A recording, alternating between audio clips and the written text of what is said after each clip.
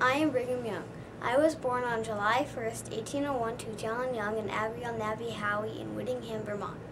When I was 14, my mom died of tuberculosis. Then I left home and moved to Auburn, New York. On October 5th, 1824, I married Miriam Angel Works and settled in Haydenville, New York.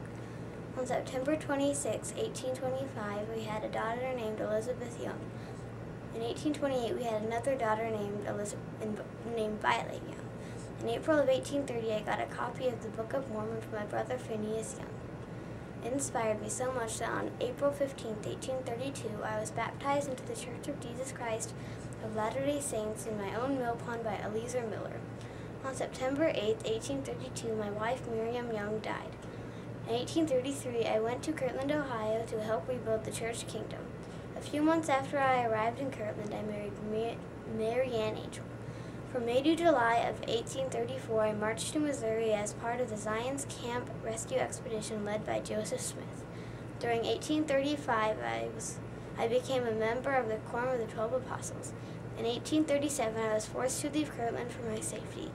In late 1839, I left to serve a mission in England. During August of 1844, I went back to Nauvoo with the Quorum.